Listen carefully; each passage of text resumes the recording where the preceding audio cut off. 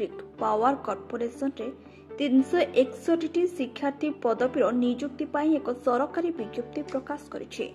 आग्रही एवं योग्य प्रार्थी माने एनएचपीसी रो सरकारी वेबसाइट माध्यम रे ऑनलाइन रे आवेदन करि परिबे। आवेदन फॉर्म दाखल करबार शेष तारीख हेउछि 11/8/2025 बा अगस्त 11 जाए रहुछि। National hydro electric power corporation 361 शिक्षार्थी पदवी नियुक्ति BCom BSc BTech BE LLB diploma ITI BSW BPT MA MBA PGDMA PG diploma थिबा प्रार्थी माने ऑनलाइन रे आवेदन करि परिबे। ऑनलाइन आवेदन आरंभ होउछि 11/7/2025 जुलाई 11/2025 रे खोलिबाकू जाउछि एवं 11/8/2025 रे बंद हेबो माने अगस्त 11 रे बंद होइछबो। प्रार्थी एनएचपीसी वेबसाइट nhpciindia.com माध्यम रे ऑनलाइन रे आवेदन करि परिबे। तबे आसंतु जानिबा नेम ऑफ द पोस्ट कोन रहिछि ना पोस्ट ना रहिछि एनएचपीसी एप्लीकेशंस ऑनलाइन फॉर्म 2025 और पोस्ट डेट रहिछि केबे ना 10/7/2025 आरंभ होउछि। एटा 11 रु आरंभ होउछि किंतु 10 रु ए नोटिफिकेशन आसी सारिछि और टोटल वैकेंसी रहिछि 361।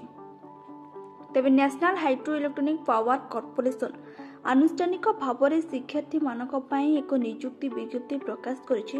नियुक्ति प्रक्रियार योग्यता एवं आवेदन प्रक्रिया संबंधी समस्त विवरण जानिया पई वीडियो को शेष जाए देखंतो। तेबे एप्लीकेशन फी कोन होछि नै एप्लीकेशन फी आप नोटिफिकेशन ही पाई परिबे। आ एनएचपीसी रिक्वायरमेंट 2025 रे इंपोर्टेंट डेट सब होछि। स्टार्टिंग डेट रहिछि 11/7/2025 और लास्ट डेट रहिछि 11/8/2025। आ एथरे बयस सीमा कोन रहिछि आसंतु जानबा।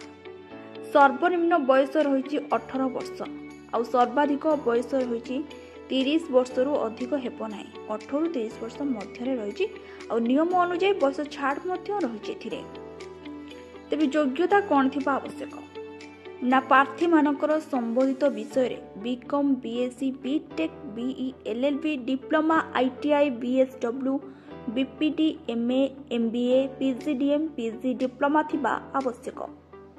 आ मासिक स्टाइपेंड कोन रहिछि तेबे आसंतु जानिबा ना स्नातक शिक्षार्थी मानक पई रहिछि 15,000 और डिप्लोमा शिक्षार्थी पिलांक पई रहिछि 13,500 टंका। आईटीआई ट्रेंड शिक्षार्थी मानक पई रहिछि 12,000। तेबे पदवीर ना कोन मोट केते बाहरछि आसंतु जानिबा। स्नातक शिक्षार्थी मानक पई रहिछि 129 पदवी और डिप्लोमा शिक्षार्थी पिलांक पई रहिछि 76 पदवी। आईटीआई ट्रेंड शिक्षार्थी मानक पई रहिछि 656 पदवी। तेबे जदि हम वीडियो भल लागिथिबो लाइक शेयर सब्सक्राइब करबाकू जमार भी भूलिबे नाही।